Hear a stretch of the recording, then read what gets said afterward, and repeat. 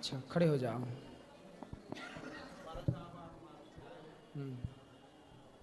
बोलो। महाराज आप दर्शन लेने के लिए आए? कोई प्रश्न है? नहीं, कोई प्रश्न नहीं, मिलने का दर्शन। खुश रहिए। चलिए, और किसका सवाल है? महाराज जी राधे राधे।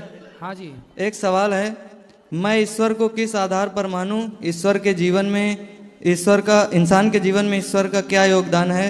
शरीर माता पिता की देन है, कर्म स्वयं पर निर्भर है, पेट खुद ही भरना है और मृत्यु अटल है। ईश्वर की पूजा करूं तो भी मरना है, ना करूं तो भी मरना है।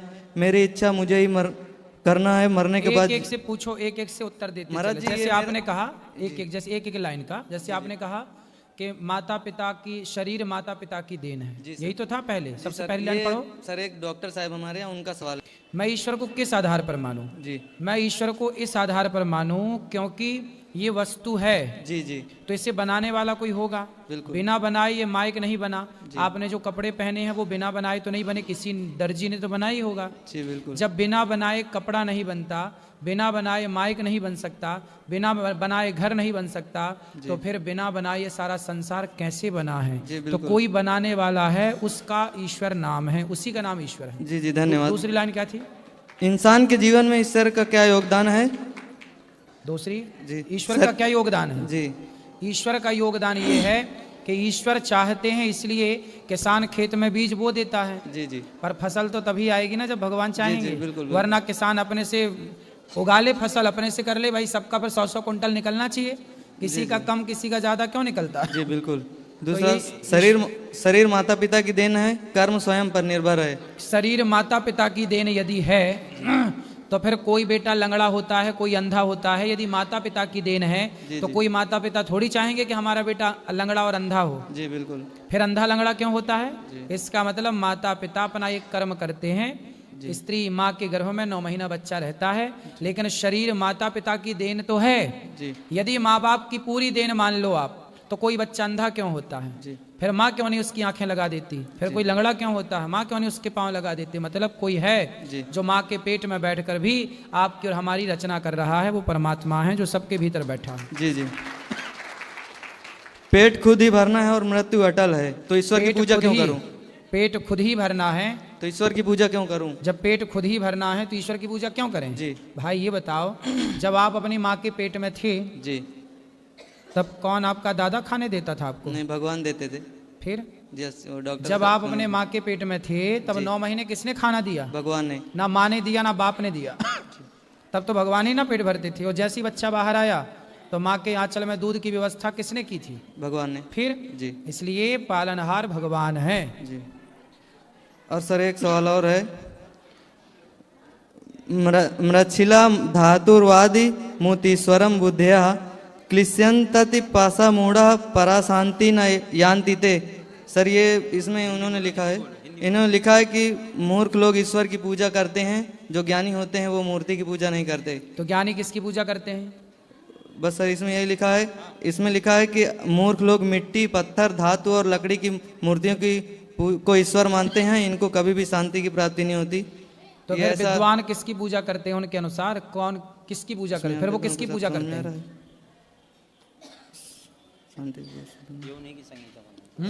सर किसी उसमें का है, इसमें नहीं लिखा तो किसकी पूजा करें बताओ? वो उनसे पूछो कि ज्ञानी हो तो किसकी पूजा करें। तो सर वो बोलते इसलिए हैं कि हमारे यहाँ कहते हैं ना, माता की पूजा करो। जी, यदि आपको पत्थर की पूजा, देखो 2 ऑप्शन है। जी जो लोग कण कण में ईश्वर को मानते हैं जी, वो कहते हैं कि जब कण कण में भगवान है तो पत्थर भी तो कण कण के भीतर ही आता है, पत्थर कण कण के बाहर तो है नहीं।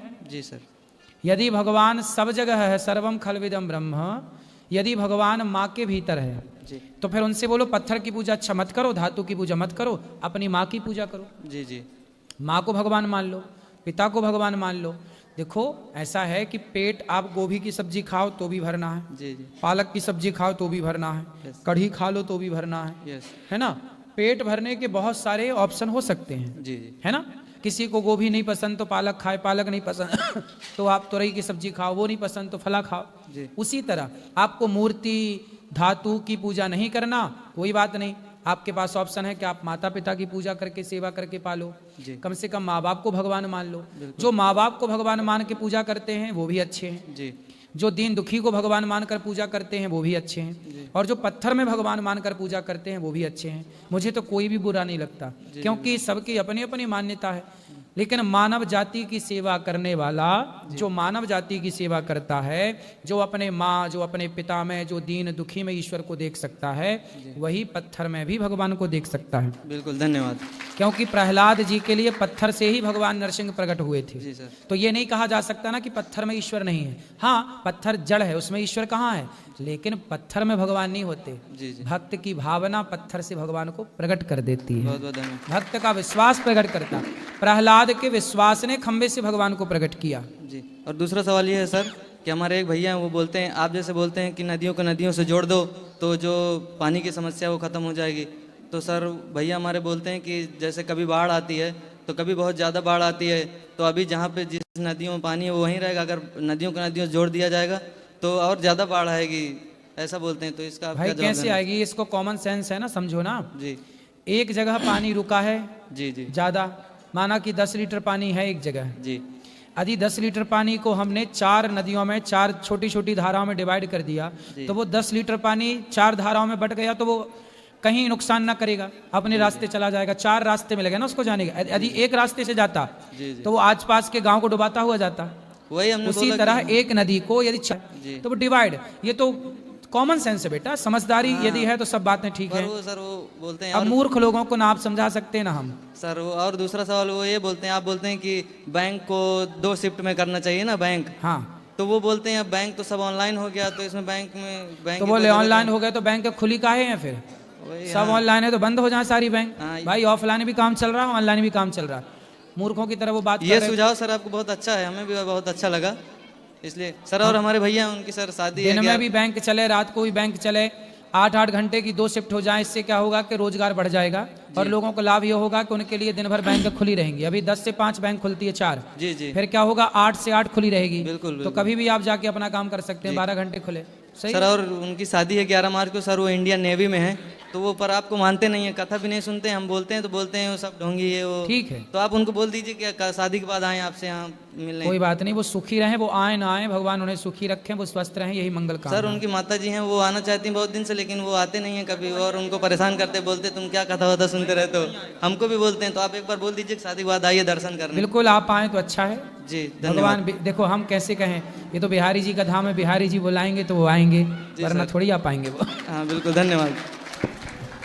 जैसे ओल्ड एज में बहुत सारे लोग कहते हैं कि तीर्थ स्थल पर जाकर अपना अंतिम जो जीवन के पल है वहाँ पर बिताए तो मोक्ष की प्राप्ति होती है।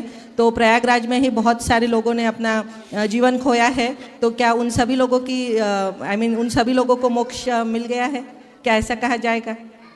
अब देखो, ये तो भगवान डिसाइड करेंगे, जी हम आप डिसाइड नहीं कर सकते कि किसका मोक्ष हुआ और किसका नहीं हुआ, किसकी सदगति हुई, किसकी अधोगति हुई, ये हम और आप डिसाइड नहीं कर सकते। ये भगवान, एक चाबी भगवान के पास है। तो मोक्ष इसमें है ना, जन्म विवाह, बोलो जन्म विवाह मरण गति, गति होई, ये गति किसके हाथ में? ईश्वर के। जी धन्यवाद तो गुरुजी। कौन जाएगा सदगति की ओर, कौन जाएगा दुर्गति की ओर, ये तो ईश्वर तय करेंगे, ये हम और आप नहीं कर सकते। जी धन्यवाद गुरुजी।